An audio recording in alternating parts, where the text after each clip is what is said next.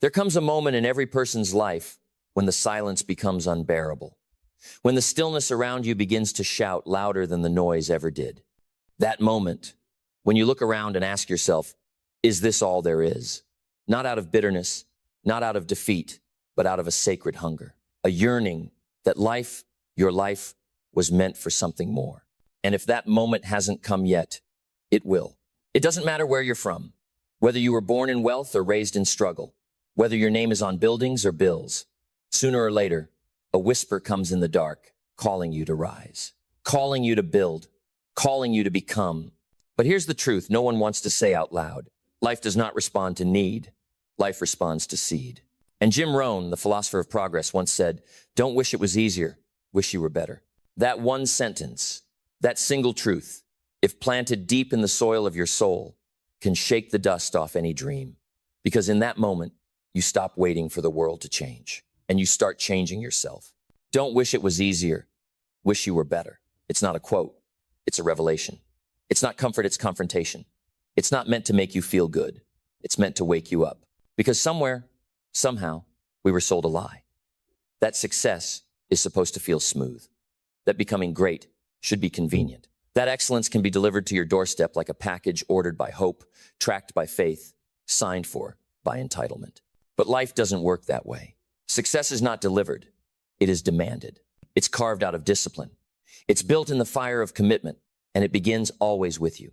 Your habits, your attitude, your integrity, your hunger, your willingness to go again.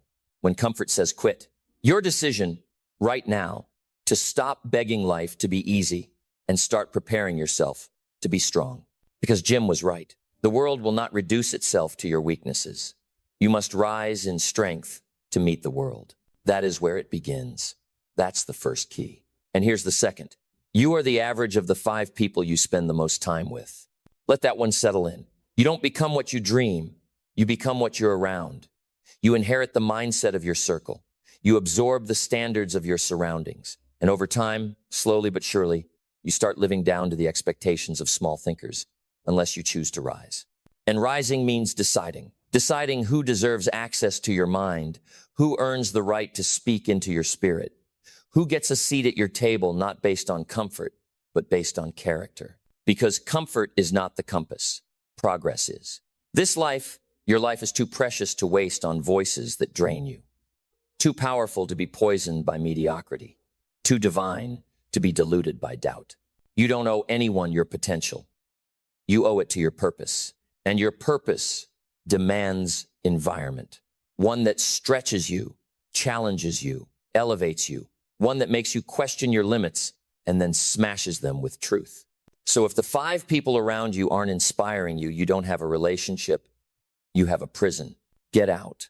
Walk alone, if you must. Solitude is better than shrinkage, because the right voices will come, but only when the wrong ones are gone. Now breathe this next one in deep, because it's not just a quote. It's a divine reminder whispered from the heavens to the heart of every fighter who's felt like giving up. If you don't design your own life plan, chances are you'll fall into someone else's plan. And guess what they have planned for you? Not much. Do you feel that? That's not just motivation. That's liberation. The chains of passivity break when you take responsibility for the blueprint. No more waiting for someone to notice you. No more hoping a lucky break will come. No more playing the game of permission. Life is not about waiting to be chosen. It's about choosing yourself. Design it. Don't drift. Design. What do you want your life to look like? Not the highlight reel, not the Instagram dream, the real thing. The mornings, the habits, the energy, the work, the wealth, the contribution. Build it. From scratch if you must. From pain if you must. But build it. Because if you don't, someone else will. And they won't build for your joy. They'll build for your usefulness. You were not born to be a pawn in someone else's story. You were born to be the author of your own. So pick up the pen and write like your life depends on it, because it does. And when you finally decide to take control, when you wipe the dust off your dreams and say, enough is enough, the world shifts. Not because it owes you anything it doesn't, but because you've changed what you demand from yourself. You stop waking up with a sigh and start waking up with a sword. Because your day is your battlefield, and you are not here to be passive. You are not here to be a spectator in the theater of your own life. You are the director, the writer, the lead actor, the producer, and yes, the warrior who carries it all on your back. It's not pressure, it's power. Don't resent it. Rise to it. Because here's another truth Jim Rohn taught, not just in words, but in presence. Success is something you attract by the person you become, not by chasing, not by forcing, not by faking, by becoming. Becoming disciplined, becoming excellent, becoming honest when no one's watching, and focused when everyone else is sleeping. Your habits are your magnet. Your mindset is the law of gravity. You don't get what you want, you get what you are. That's why you can't cheat the process. Because even if you win the lottery with a poor man's mind, you'll lose it all in time. But if you grow, truly grow, you could be dropped naked in the desert and still find your way to a mansion, a mission, and a legacy. Because it was never about the money. It was about you. Always was. Always will be. You want a new life? Build a new identity. That's not a slogan. That's the work. That's the fire. That's the long nights with no applause. The early mornings when your body says no, but your destiny screams yes. That's becoming. And if you become, you attract. It's not magic. It's not mystery. It's principle. And principles don't lie. They don't bend for opinion. They stand eternal, immutable, waiting for you to either align or decline. You're not unlucky, you're unaligned. Fix the alignment, and the blessings flow like water down a mountain that no longer resists the gravity of growth. That's the difference between wishing and working, between hoping and harvesting, between a fantasy and a future. It's not outside you. It never was. It's in you, and it's waiting. There are no shortcuts on the path to greatness. There are only two roads, the road of comfort and the road of consequence. Comfort gives you ease now, pain later. Consequence gives you discipline now, freedom later. Which road are you on? Look at your habits. Look at your calendar. Look at your conversations. They don't lie. They reveal whether you're choosing temporary pleasure or eternal purpose. And Jim Rohn knew this, which is why he said, discipline is the bridge between goals and accomplishment. Not talent, not luck, not good intentions, discipline. That sacred self-command that says, I don't feel like it, but I do it anyway. The discipline to wake up early when your body craves sleep. The discipline to say no to distraction when your future demands focus. The discipline to delay gratification so you can feast with legacy instead of snacking with regret. Because without discipline, dreams die in the comfort zone. And with it, even the impossible starts to kneel. That's the paradox. Freedom is found in restraint. Power is born in obedience. And your future is written not by what you do occasionally, but what you master daily. Discipline is your author. Train it. Protect it. Trust it. Now lean in, because this next truth might sting, but it's the medicine you've been avoiding. You cannot change your destination overnight, but you can change your direction overnight. Stop looking for miracles. Start making momentum. It's not about turning your entire life around in one day. It's about turning your steering wheel. 1 degree today can lead you to an entirely different world in a year, but only if you turn. Only if you stop spinning in the same circle expecting a new horizon. Change is not a thunderstorm. It's a compass shift. Quiet, simple, but powerful. And if you dare to turn, dare to aim higher, everything begins to realign. Doors appear. Strength returns. Clarity rises. Not because the world changed, but because you did. It starts with a whisper, then becomes a roar. That's the gift of direction. And it's always one decision away. You see, people don't fail because they're incapable. They fail because they stop steering. They give up the wheel of their own life and let circumstances drive. But circumstances don't care about your destiny. They care about momentum. They'll carry you into storms or into glory, depending on what direction you've chosen. So stop blaming the wind. Adjust your sails. Jim Rohn said it with piercing clarity.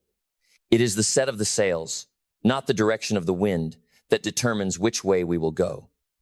Think about that. Everyone faces wind. Recession is wind. Critics are wind. Rejection, betrayal, loss, all wind. But some people are destroyed by storms, and others are defined by them. The difference? Not the wind, the sail. You have a choice. Fold your arms or adjust your sails. Complain or change. Blame or build. Because the wind will blow, you can count on that. But you, my friend, must decide where your ship is going. No one else. Not your boss. Not your parents. Not your past. You are the captain. And the ocean of life does not show mercy to the passive, but it opens miracles to the determined, the one who refuses to drift, the one who stares into the chaos and says, I was born for this. So the next time life hits, and it will, don't ask, why me? Ask, what sail must I adjust today? That question will save you. That mindset will elevate you. And if you really want to rise, not just financially, but spiritually, mentally, emotionally, you must tattoo this next truth onto your soul. Formal education will make you a living. Self-education will make you a fortune. The system teaches you how to obey. The streets teach you how to survive. But self-education, that's where you learn to thrive. That's where you grow beyond the curriculum. That's where you step into mastery. Nobody can do that for you. No degree, no diploma, no course alone will make you great. Information doesn't transform, implementation does. Read the books, yes. Attend the seminars, yes. But then go live it. Go execute. Go apply. The difference between a dreamer and a doer is that the doer never stops learning, never stops refining, never stops growing. They treat their brain like $1 billion investment. They pour in knowledge, they squeeze out excuses, and they level up every single day. So ask yourself, when was the last time you learned something that scared you? When was the last time you challenged your own thinking instead of defending it? When was the last time you upgraded your software, your philosophy, your principles? Because if your mind stays poor, your money won't matter. You'll sabotage it. But if your mind is rich, if your soul is strong, there is no limit to what you can create. And what about time? Let's not lie to ourselves. Most people don't manage time. Time manages them. That's why Jim warned us. Either you run the day or the day runs you. Most people wake up and instantly surrender. They hand over their agenda to distractions, to notifications, to entertainment. And then they wonder why their lives feel hollow. You can't create a meaningful life in a meaningless routine. Time is not money. Time is life. And when you waste time, you're not losing currency, you're leaking destiny. That's why every morning is sacred. Every hour a battlefield. Every decision a seed. Don't live like you have forever. You don't. Live like your days are numbered because they are. Use your time like a warrior. Block your hours like a fortress. Protect your minutes like treasure. Because nothing changes until your time habits change. Until your priorities scream louder than your procrastination. Until you stop living by accident and start living by appointment. You want a different result? Make different time choices. Audit your calendar like your life depends on it, because it does. Because here's the brutal truth most avoid. Life doesn't slow down for the unprepared. Life doesn't comfort the hesitant. Life doesn't reward those who wait for the right time, because the right time doesn't come wrapped in convenience. The right time is now, in the dirt, in the grind, in the chaos. That's where champions are forged, not in safe places, but in sacred pressure. And the longer you delay, the louder the regret will scream. You don't get to pause time. You only get to waste it or wield it. And those who wield it, who cut every hour like a diamond, who stack small wins into empires, they rise. Quietly, relentlessly, irrevocably. Jim Rohn didn't teach fluff, he taught fundamentals. And one of the most piercing truths he left us is this. Learn to be happy with what you have while you pursue all that you want. This isn't about toxic hustle. This isn't about burning out. This is about presence and pursuit, both in harmony. Most people are trapped in a false choice, either chase your goals or enjoy your life. But that's a lie. You were not meant to choose between ambition and appreciation. You were designed for both, but only if you grow up mentally, only if you stop waiting for someday, because someday never comes. Someday is a thief dressed in optimism. It lulls you to sleep with false comfort and robs you in the night. Wake up. This is your life. Now, not later. This breath, this moment, this choice. And if you can't be grateful for the struggle now, you'll poison the success later. Because success without gratitude becomes arrogance. It becomes emptiness with a price tag. That's why gratitude must not be an emotion. It must be a discipline. Practice it. Speak it, live it, in the midst of the mess, in the process of the build. Learn to smile while sweating. Learn to stand tall while under pressure. Learn to give thanks for the fight, because the fight is shaping you into someone no comfort ever could. And while you're at it, you must armor your mind not just with motivation, but with responsibility. Because here comes the next sword Jim Rohn gave us. We must all suffer one of two pains, the pain of discipline or the pain of regret. There is no life without pain. The only question is, which pain will you choose? Discipline is heavy in the moment, regret is heavy forever. Discipline stings now, regret haunts later. Discipline takes effort, regret takes identity. You don't avoid pain, you just select its purpose. One pain builds you, the other breaks you. Choose wisely. Every time you hit snooze, you've voted for regret. Every time you procrastinate, you've invested in loss. Every time you make excuses, you're growing thorns in your own future. But every time you get up when it's hard, you sculpt destiny. Every time you say no to weakness, you add weight to your character. Every time you fight through fatigue, you strengthen the spine of your legacy. Pain is not the enemy. Comfort is. Comfort is the silent killer. It doesn't scream, it seduces. It flatters you with ease while eroding your edge. It makes your bed warm while your dreams go cold. But the fire of discipline, it burns with purpose, it hurts with holiness, and it brands you with the mark of the rare, the uncommon, the unstoppable. So don't run from the pain of becoming. Lean into it, embrace it, bless it. Because one day, that pain will become your power. And let's destroy one more lie while we're here, the lie that you need perfect circumstances to begin. No, you don't. You need courage. You need the audacity to start ugly, to start broke, to start confused. Because clarity comes through action, not before it. Waiting to feel ready is the highest form of self-sabotage. Jim Rohn was crystal clear on this when he said, you don't have to be great to start, but you have to start to be great. That's not motivational fluff, that's divine law. Movement creates momentum. Imperfect action is better than perfect hesitation. And every giant you admire once stood where you stand, uncertain, insecure, trembling, but moving. That's what matters. Not your gear, not your background, not your conditions. What matters is whether or not you move. Because fate responds to the bold, not to the gifted, not to the lucky, but to the one who dares to rise in the dark with no applause, no guarantee, just a stubborn fire in the gut that says, I'm going anyway. That kind of spirit, it cannot be stopped. Heaven recognizes it. Hell fears it. And the world, eventually, will follow it. Because the truth is, this world doesn't need more talkers. It doesn't need more planners. It needs doers, builders, fighters, lions who walk into chaos and create order. Architects of meaning in a culture obsessed with noise. It needs men and women who rise early, stay late, speak little, and produce much. Who do the work no one sees to earn the results no one can deny. And that requires an unshakable mindset, one forged in resilience, not reputation. That's why Jim Rohn declared, the walls we build around us to keep sadness out also keep out the joy. You can't numb selectively. If you shield yourself from failure, you also block off growth. If you avoid rejection, you forfeit connection. If you hide from pain, you forfeit power. So tear down the walls. Let life hit you. Let the winds make you proud. Let the losses shape your wisdom. Let the heartbreak expand your empathy, because you can't live fully and stay safe. And you weren't made to stay safe.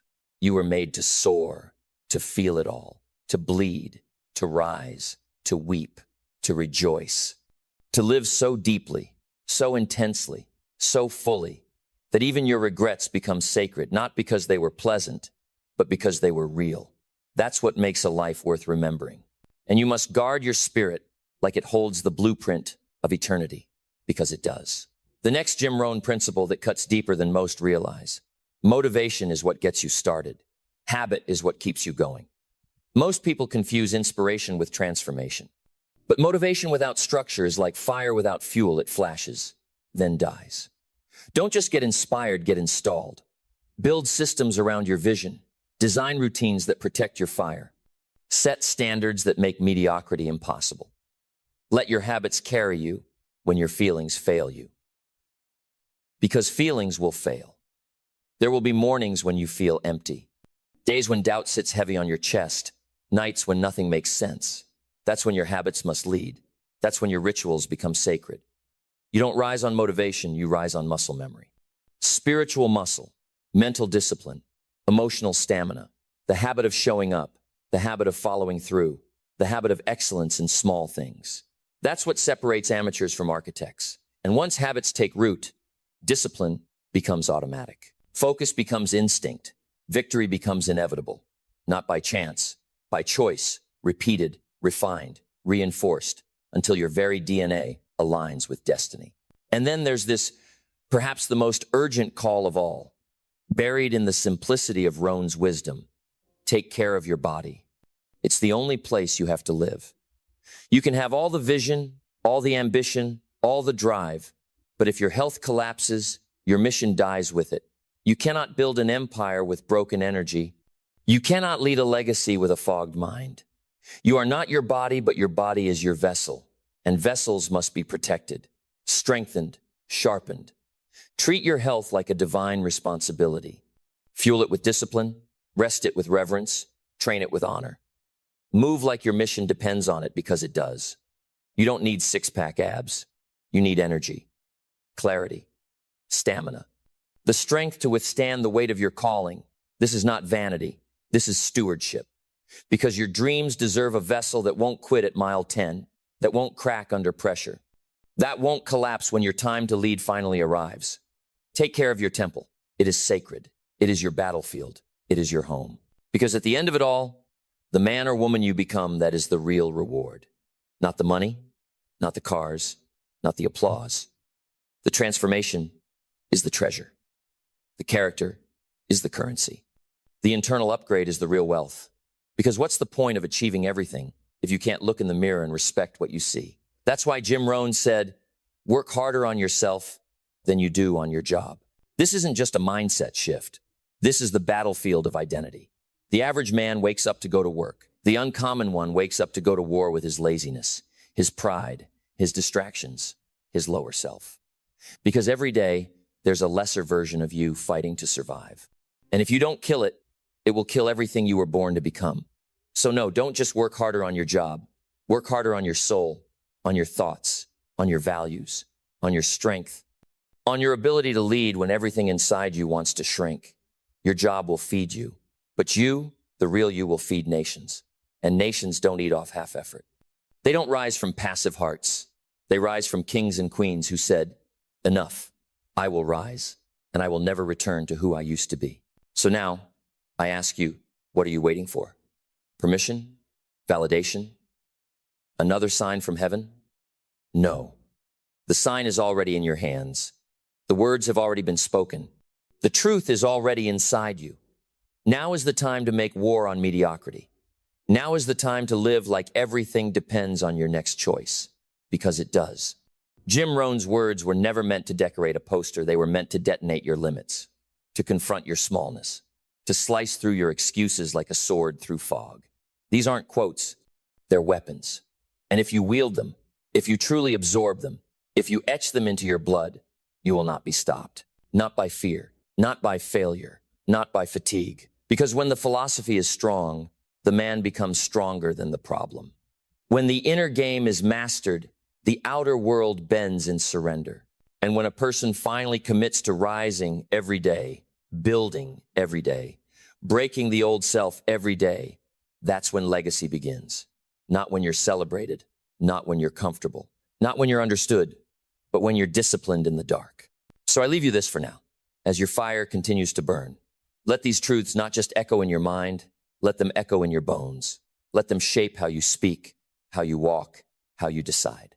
Because once you've been truly awakened, once you've tasted the raw clarity of purpose, you cannot go back.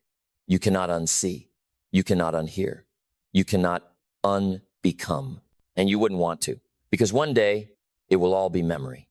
The early mornings, the lonely battles, the quiet sacrifices, the books you read when everyone else was scrolling, the workouts you did when no one was cheering, the vision boards no one believed in but you. And in that day, when you look back, you will either thank yourself or curse yourself, but you will not be able to lie to yourself. Because deep down, you always knew. You knew what you were capable of. You knew the fire inside. You knew the gift was never the talent, it was the chance. The chance to decide. The chance to rewrite the script. The chance to rise raw, unfinished, unqualified, but willing. Willing to go all in.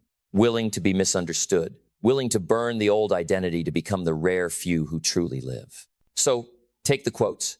Take the wisdom. Take the conviction. And don't just write it down, become it. Don't just remember it, bleed it. Don't just admire it, embody it. Because the world has enough people who quote greatness. It needs people who become it. You are not here to echo. You are here to roar. You are not here to survive. You are here to build a legacy that outlives your breath. And no matter how far you've fallen, how long you've wandered, how deep the pit you can start today. Not because it's easy, not because you feel ready, but because you are still breathing, and that breath is permission enough. So rise. Rise from doubt. Rise from delay. Rise from distraction. Rise with sacred rage. Rise with holy clarity. Rise with every ounce of power your soul still remembers. Because your future is watching. Your children's children are watching. And eternity is watching, waiting to see who you chose to become when it mattered most. Now go. Become the proof.